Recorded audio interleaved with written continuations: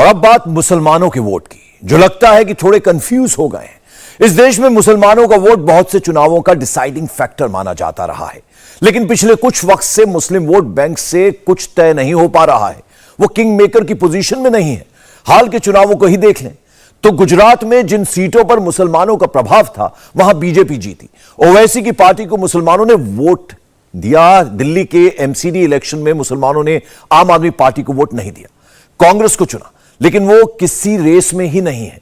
अब मुसलमानों को समझ में नहीं आ रहा कि वो अपने वोट को कैसे काउंट करवाएं, इसलिए बहुत से मुसलमानों की अब बीजेपी पहली पसंद हो गई है। और वैसे भी गुजरात में जो बंपर बहुमत बीजेपी को मिला है, उसमें हर वर्ग का वोट शामिल है। लेकिन 2024 में क्या होगा, ये रिपोर्ट देखिए।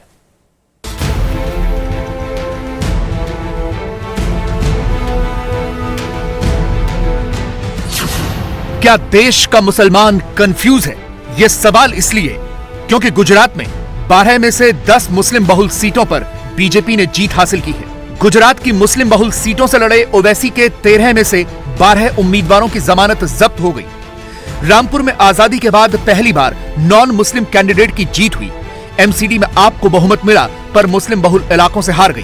कांग्रेस को मुसलमानों का वोट मिला, लेकिन वो कहीं गिनती में है ही नहीं। ये पूरी तस्वीर क्या बता रही है? यही कि मुस्लिम असमंजस में हैं। उन्हें समझ में नहीं आ रहा कि वो क्या करें, किसको वोट दें। या फिर इसका दूसरा मतलब यह है कि मोदी और मुसलमानों के बीच की अविश्वास की दीवार टूट रही है। इस सवाल का मतलब समझने के लिए आपको गुजरात के नतीजों को जरा ध्यान से देखना होगा। पूरे गुजरात में करीब 9% मुसलमान आबादी है। 12 से ज्यादा ऐसी सीटें हैं जहां 20 से 30% मुस्लिम हैं। इन 12 में से 10 पर बीजेपी जीती है। कांग्रेस सिर्फ जमालपुर खाड़िया और दानी लिमड़ा में ही जीत पाई। इसके अलावा गुजरात में 53 सीटें ऐसी हैं जहां 10 से 20% मुस्लिम वोटर हैं और इनमें से भी 50 सीटें बीजेपी ने जीती है। इसीलिए बीजेपी की जीत का भी जश्न मनना शुरू हो गया है, वो भी मुसलमानों के इलाके में। गुजरात में बीजेपी को मिली बम्पर जीत के बाद अब लगातार हर जगह पर जश्न मनाए जा रहे हैं और एक जश्न अहमदाबाद के जमालपुर इलाके में भी मनाया जा रहा है। जमालपुर जो कि मुस्लिम बहुल्य सीट है, हालांकि यहां पर बीजेपी को जीत नहीं मिली है, लेकिन यहां के जो तमाम मुस्लिम समुदाय के लोग हैं वो यहां पर सेलिब्रेट कर रहे हैं बीजेपी की जीत को लेकर। और उसके लिए यहां पर एक केक का इंतजाम किया गया है। केक यहां पर काटकर ये जश्न मनाया जाएगा और तमाम जो यहाँ के रहने वाले लोग हैं, जो स्थानीय लोग हैं, खासतौर पर जो बीजेपी समर्थक हैं, वो यहाँ पर पहुंचे हुए हैं और वो जीत का जश्न कुछ इस तरीके से मना रहे हैं। आप एक बड़ा सा केक देख रहे हैं जिस पर कमल का चिन्ह है। प्रधानमंत्री नरेंद्र मोदी, अमित शाह, जेपी नड्डा, भूपेंद्र पटेल, इनकी तस्वीर है और उसके साथ साथ उस पर लिखा है बड़ा बड़ा सीट 156, यानी कि 156 सीट का जो आंकड़ा बीजेपी ने इस बार छुआ है, उसका जिक्र भी इस केक पर है। और आज बीजेपी की जीत का यहाँ पर जश्न मनाया जा रहा है। दरअसल कल शपथ ग्रहण समारोह होगा जिसमें भूपेंद्र पटेल दोबारा से गुजरात के मुख्यमंत्री बनेंगे और तमाम जो लोग यहाँ के हैं वो प्रधानमंत्री नरेंद्र मोदी को, बीजेपी को बधाई देने के लिए और इस जीत का जश्न मनाने के लिए यहाँ पर पहुंचे हैं। तमाम आप देख रहे हैं कि इस इलाके के रहने वाले लोग और इसके अलावा महिलाएं भी यहाँ पर पहुंची हुई हैं, जो कि यहाँ पर आकर बीजेपी की जीत का जश्न मनाने के लिए आई हैं। गुजरात में बीजेपी चाहिएगा, मतलब वो इसका कामकाज बहुत अच्छा है, बराबर, कोई आप किसी को दिक्कत नहीं है, सब पब्लिक इसमें खुश है। आपका नाम क्या है? मोहम्मद किनायत। आपका क्या नाम? मेरा नाम आजी चाय वाला है। हम लोग बीजेपी के कार्य चाय वाला? हाँ, चाय वाला ही प्रधानमंत्री, चाय वाला है प्रधानमंत्री है। और हम लोग को विकास चाहिए। विकास की देर में हम लोग सब कार्यकर्ता मिलके 156 का केक काट रहे हैं और हम लोग का केक काट रहे हैं। केक काटा जा रहा है, छोटे बच्चियों से केक यहाँ पर कटवाया जा रहा है और उसी के जरिए जीत का जश्न यहाँ पर मनाया जा रहा है। दरअसल जिस तरीके से बीजेपी को यहाँ पर जीत मिली है, एक बड़ी जीत है, एक ऐसी जीत जिसमें बीजेपी ने तमाम रिकॉर्ड तोड़ दिए हैं, अपनी ही पार्टी का रिकॉर्ड तोड़ दिया है और उसी का जश्न यहाँ पर मनाया जा रहा है, केक काटकर, एक दूसरे को केक खिलाकर। भले ही इस इलाके में कांग्रेस के प्रत्याशी इमरान खेड़ावाला जीते हों, लेकिन जमालपुर खाड़िया के ये मुसलमान बीजेपी की जीत का केक काटकर खुश हैं। उनकी बिरादरी के बाकी मुसलमान भले ही कंफ्यूज हों, लेकिन ये बिल्कुल नहीं है। इनके मन में मोदी बसे हुए हैं। 27 सालों से गुजरात के अंदर शांति, समृद्ध, भाईचारा रहा है और फिर 156 सीट जनता ने उसको चूटा के लाया है। जब इसलिए लाया है कि शांति, समृद्ध, सलामती और विकास के दौर पे लोग लाए हैं। इसके लिए हम आज एक खुशी का माहौल गुजरात के अंदर हम हर फिर यहाँ बनाते हैं। मोदी जी का बर्थडे भी आता है जब यहाँ बनाते हैं, तो आज भी ऐसा लगा मुझे ये क्यों एक केक ना काटा जाए, एक शांति के लिए मैसेज आपका टीवी के माध्यम से हम देना चाहते हैं। लेकिन आपके इलाके में बीजेपी नहीं जीत पाई, आपके इलाके में कांग्रेस ही। देखिए, ये दुर्भाग्य की बात है, नहीं जीत पाया कि नहीं जीत पाया। जो भी जीता है वो भी अच्छा काम करा होगा तो जीता होगा, उनके लिए मैं टिप्पणी नहीं करता हूँ। बोले कांग्रेस आया, लेकिन अक्खा गुजरात में तो बीजेपी आया ना। तो अच्छी बात है जो बीजेपी को इतना सीट मिला है, जो काम किया होगा इसके लिए मिला होगा। मेरा मानना तो यही है, जो बीजेपी ने अच्छा काम किया इसके लिए इसका सीट ज्यादा मिला। पहले बार तो इतना ज्यादा नहीं मिला था, इस बार इससे ज्यादा किया होगा। पब्लिक ने ऐसा सोचा जहाँ ये रहेगा तो अच्छा है, इसके लिए उसी ने वोट खोल के दिया होगा। इसके लिए 156 सीट आया उसको। और यहाँ जो जमालपुर बिस्तर में जो इमरान खेड़वाला जीता, वे मेरा मानना यही है, वो भी जो काम करना चाहिए, वो भी एक जो एमएलए के हिसाब से जो काम करना चाहिए वो भी काम किया होगा, इसके लिए उसी ने भी जीता होगा। आमतौर पर ये धारणा रहती है सर कि मुसलमान बीजेपी का साथ नहीं देते, लेकिन आप लोग तो जश्न मना रहे हैं बीजेपी की। नहीं, ऐसा कुछ नहीं है, सब साथ साथ जो काम करेगा उसको ही वोट मिलेगा। अपने विकास होना चाहिए बस। हाँ, आज देखो, आज बीजेपी ने मोदी सर आया, रिवर फ्रंट कैसा बनाया, रोड कैसा बना दिया, इसलिए उसको जीत गया वो। नहीं, हमें बहुत खुशी है जो बीजेपी जीता है, हम बहुत खुश है जो जश्न बना रहे हैं। खुश है कि अब गुजरात में फिर से बीजेपी बहुत खुशी है, इसीलिए तो सेलिब्रेट कर रहे हैं हम। और सर आप लोग क्या कहना चाहेंगे इस जीत पर? बहुत अच्छा लग रहा है, हितेश भाई नाम मेरा। बहुत अच्छा लगता है कि यहाँ पे ये जो होता है देख के अच्छा लगता है कि ये इलाका में भाजपा का जो है, जब ये सेलिब्रेट करते हैं मुझे बहुत अच्छा लगता है। मुसलमानों के प्रभाव को देखते हुए असदुद्दीन ओवैसी भी गुजरात गए थे। उन्हें लग रहा था कि वो कुछ कमाल कर पाएंगे, लेकिन वो कुछ नहीं कर पाए। असदुद्दीन ओवैसी ने खास तौर पर उन्हीं सीटों को चुना था जहां मुस्लिम वोटर ज्यादा हैं। ऐसी 13 सीटों पर उन्होंने अपने प्रत्याशी खड़े किए थे, लेकिन उन्हें सिर्फ 0.29% वोट मिले और वो नॉन परफॉर्मर साबित हुए। इन चुनावों में एआईएमआईएम के 12 उम्मीदवारों की जमानत जब्त हो गई। दूसरी तरफ बीजेपी का वोट शेयर 48 से बढ़कर 52.5% हो गया है, यानी इसमें 4.5% की बढ़ोतरी देखी गई है। तो क्या इस 4.5% वोट में मुसलमानों का वोट भी शामिल है? ये तस्वीरें देखकर तो ऐसा ही लगता है कि मुसलमान बीजेपी को भरपूर सपोर्ट कर रहा है। गुजरात में मुसलमान कांग्रेस के ट्रेडिशनल वोटर रहे हैं। वो सदियों से कांग्रेस को ही वोट करते आ रहे हैं, लेकिन जानकारों का मानना है कि कांग्रेस की लगातार होती दुर्गति से मुसलमान अब बीजेपी के पाले में चले गए हैं। मुसलमानों की थिंकिंग क्या हो रही है जो गुजरात से शुरू हुई और ये पूरे मुल्क में फैल रही है, और मैं तो इसका वोटर ही हूं शुरू से, ये बात करता हूं। क्या है, देखिए, इस चुनाव में खास तौर से मुसलमानों में एक बात यह आई थी कि भाई 28 साल से बीजेपी की हुकूमत है गुजरात में, उसमें 11 साल नरेंद्र मोदी साहब 12 साल रहे।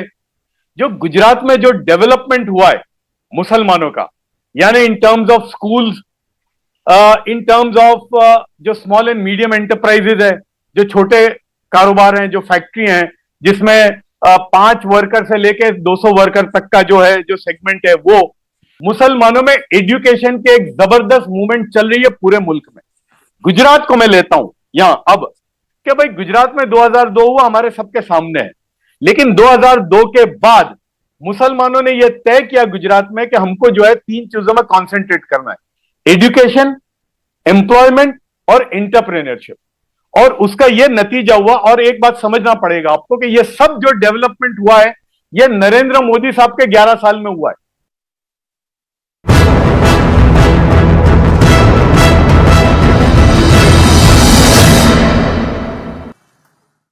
यानी गुजरात का मुसलमान अब मोदी को वोट कर रहा है। वो समझ चुका है कि अब तो 32 साल तक बीजेपी की सरकार है। जिस कांग्रेस को वो पहले वोट देते थे वो अब किसी काम की नहीं रही है। गुजरात में वो खुश हैं, उनका विकास हुआ है, उनका कारोबार बढ़ रहा है, इसीलिए गुजरात का मुसलमान मोदी को वोट कर रहा है। इधर गुजरात से 1200 किलोमीटर दूर रामपुर में भी मुसलमानों ने ही आजम खान को हरा दिया है। रामपुर विधानसभा सीट पर पहली बार गैर मुस्लिम प्रत्याशी की जीत हुई है। आजादी के बाद यहां पर 19 विधायक बने, पर बीजेपी कभी नहीं जीती थी। आजम खान इस सीट पर 10 बार चुनाव जीते। पिछले चुनाव में आजम खान ने 55,000 से ज्यादा वोट से जीत हासिल की थी, लेकिन इस बार आजम खान अपने ही बूथ पर नहीं जीत पाए। रामपुर का रजा डिग्री कॉलेज का बूथ आजम खान का बूथ है। इस बूथ पर आजम खान के परिवार के सदस्यों ने वोट डाला था, लेकिन इस बूथ पर बीजेपी को 96 तो एसपी को 87 वोट मिले। आजम खान के इस हार पर मायावती भी तुरंत सक्रिय हो गई। एक ट्वीट किया कि रामपुर विधानसभा उपचुनाव में आजम खान की सीट पर योजनाबद्ध कम वोटिंग करवाकर सपा की पहली हार हुई। हार पर यह चर्चा काफी गर्म है कि कहीं ये सब सपा और भाजपा की अंदरूनी मिलीभगत का परिणाम तो नहीं। इस बारे में खासकर मुस्लिम समाज को काफी चिंतन करने की और समझने की जरूरत है, ताकि आने वाले चुनाव में धोखा खाने से बच सकें।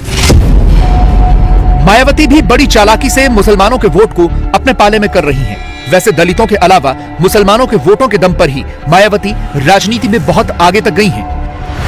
2007 में बीएसपी के 206 विधायक थे, जिनमें से 29 मुस्लिम विधायक थे। 2012 में 80 सीटें बीएसपी ने जीती, 12 इसमें से मुस्लिम थे। 2017 में 19 सीटें जीती, 5 मुस्लिम विधायक थे। 2019 में 10 सांसद बने, जिनमें से 3 मुसलमान थे। लेकिन सवाल तो यह भी है कि कहीं रामपुर में आजम खान की हार ये तो नहीं बता रही कि मुसलमान उनसे खिन्न हो गए हैं। कहीं मुसलमानों को यह समझ में तो नहीं आ गया कि हमारे वोट के दम पर जो नेता बनते हैं वो हमारे लिए करते क्या हैं। पिछला जो इलेक्शन हुआ 2022 का, जिसमें 2022 जिसमें ये हमारे योगी साहब दोबारा आए, भाई बीजेपी को वोट कितना मिला? 45-46%, यानी 55% लोगों ने उनके खिलाफ वोट किया। मुसलमान जो है वो 18% है, लेकिन हमेशा टोपी पहनाई जाती है मुसलमानों को, यानी अगर वो टोपी पहन भी लें 18%, तब भी 40% हिंदू जो है उसने बीजेपी के खिलाफ वोट किया है। लेकिन वो 40% हिंदू जो उनके खिलाफ वोट करता है वो तो फायरिंग रेंज में नहीं आता, और मुसलमानों को धर दिया जाता है सामने। तो अब मुसलमानों के अंदर यह आया कि भाई हमने कोई ठेका थोड़ी लिया है, यानी योगी को हटाने का या किसी और को लाने का ठेका लिया है हमने, और क्यों हम करें ये सब? यानी मुसलमान की जो सोच है वो ये है, यूपी की फॉर एग्जाम्पल, कि भाई अखिलेश यादव ने हमको क्या ऐसा दे दिया था जो योगी ने हमसे ले लिया, तो ये सोचने पर मजबूर हो रहा है। इन्हीं मुस्लिम वोटों के दम पर अब पार्टियां 2024 की तैयारी शुरू कर रही हैं। उन्हें पता है कि यूपी जैसे 80 लोकसभा सीटों वाले राज्य में मुसलमानों के वोट बहुत अहम हैं और उन्हें साधना भी जरूरी है। ये लड़ाई बहुत लंबी है, कोई आज लड़ाई खत्म नहीं हो गई। ये संदेश आपने 24 का दे दिया, जो चूक हमें 22 में हुई, आपकी और हमारी जिम्मेदारी बनती है कि ये चूक 24 में न हो। और बीजेपी के अच्छे दिन हो न हो, लेकिन समाजवादियों के आने वाले समय में अच्छे दिन आ रहे हैं, और इसलिए अच्छे दिन आ रहे हैं कि इनका कार्यकाल आपने देख लिया, बीजेपी के लोगों का बीजेपी का कार्यकाल देख लिया आपने। लेकिन मुसलमानों के रहनुमा बनने का ख्वाब देखने वाले असदुद्दीन ओवैसी को लगता है कि मुसलमानों के साथ वोट बैंक वाला धोखा हुआ है, क्योंकि वो कभी वोट बैंक थे ही नहीं। अजीज में मुसलमान हुकूमत को नहीं बदल सकता, वतन अजीज में मुसलमान किसी हुकूमत को नहीं बदल सकता। ये धोखा आपको दिया जा रहा है, और हम हमेशा ये बात समझते थे कि हमारा वोट बैंक है। आपका कोई वोट बैंक कभी नहीं था, ना है, ना कभी रहेगा। इस मुल्क में हमेशा अक्सरियती तबके का वोट बैंक था, है और रहेगा। मगर आपको ये दिलनशीन और दिलफरेब बातों में उलझाकर आपको धोखा दिया जाता रहा है कि आपका वोट बैंक है। आपका कभी वोट बैंक नहीं रहा। इस बात को आप समझिए। हुकूमत को हम नहीं बदल सकते। अगर बदल सकते तो भारत की पार्लियामेंट में इतने कम मुसलमान रुकने पार्लियामान क्यों मुंतखब होकर आते हैं? अगर हुकूमत को बदल सकते तो फिर सरजमीन गुजरात से आखिरी मर्तबा एक मुसलमान रुकने पार्लियामान कब हुआ था? ओवैसी भले ही यह दावा कर रहे हों कि मुसलमानों को कभी वोट बैंक माना ही नहीं गया, लेकिन मुसलमानों के इस वोट के दम पर कई पार्टियों ने दशकों तक कई राज्यों और देश पर राज किया। जैसे देश की राजधानी दिल्ली, जहां पहले मुसलमानों के वोट पर कांग्रेस का एकाधिकार था, लेकिन आम आदमी पार्टी की एंट्री के बाद ये वोट आपके हो गए। 2015 और 2020 के चुनाव में सभी वर्गों के साथ साथ आम आदमी पार्टी को मुसलमानों के वोट भी मिले। जिसके दम पर उसने बम्पर बहुमत से सरकार बनाई। लेकिन इस बार के एमसीडी चुनाव में अरविंद केजरीवाल को मुसलमानों ने वोट ही नहीं दिया। मुसलमानों ने कांग्रेस को चुना। मुस्लिम बाहुल्य 6 विधानसभाओं के 23 वार्डों में आम आदमी पार्टी सिर्फ 8 पर ही जीत पाई। कांग्रेस के 9 में से 7 पार्षद मुस्लिम चुने गए। मुसलमान आम आदमी पार्टी से नाराज हैं क्योंकि मुसलमानों से जुड़े कई मुद्दों पर केजरीवाल चुप रहे। उनका कोई बयान ही सामने नहीं आया। इसीलिए केजरीवाल को तो मुसलमानों ने नकार दिया। उनकी सॉफ्ट हिंदुत्व की लाइन मुसलमानों को पसंद नहीं आई।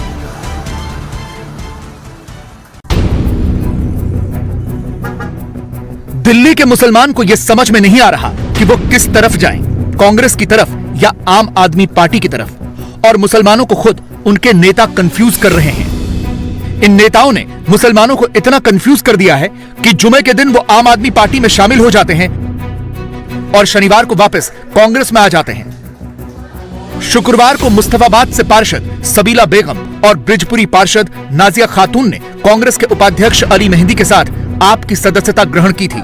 ये वही अली मेहंदी थे जो चुनावों से पहले केजरीवाल और आम आदमी पार्टी को खूब बुरा भला कहते थे, लेकिन आप में शामिल होते ही सुर बदल गए। शर्म आनी चाहिए आम आदमी पार्टी और भाजपा को। और मैं ये कहना चाहता हूं कि किस मुंह से आपके पास किस मुंह से पार्टी वाला यहाँ पे वोट मांगने आएगा? अभी आए थे, भगा दिया मैंने। लो भगा दिया आम आदमी पार्टी वाले को। यही हो रहा आम आदमी पार्टी वाले और भाजपा वालों के साथ पूरे दिल्ली के अंदर। मुझे शर्म आती है कि जनता को अगर काम करना है तो प्रतिनिधि चुनने की जरूरत क्या है? दिल्ली के बहुत ही लोकप्रिय मुख्यमंत्री, पूरे देश के अंदर काम करने का अरविंद केजरीवाल जी का मिशन है और विजन है, पूरे देश को अच्छा करने का। उसी मिशन के तहत हम लोग भी आम आदमी पार्टी के अंदर आज गौरवशाली अपने आप को महसूस कर रहे हैं। जैसे ही इलाके के लोगों को इस धोखे का पता चला, वो सड़क पर उतर आए, क्योंकि वो ये हजम नहीं कर पा रहे थे कि जिस आम आदमी पार्टी को उन्होंने हराया, ये नेता उसी में जाकर शामिल हो गए। इसीलिए तुरंत चप्पलें चलने लगी। हंगामा बढ़ा तो अली मेहंदी अपने पार्षदों के साथ वापस कांग्रेस में आए और तौबा करने लगे। और मुझसे बहुत बड़ी गलती हुई है।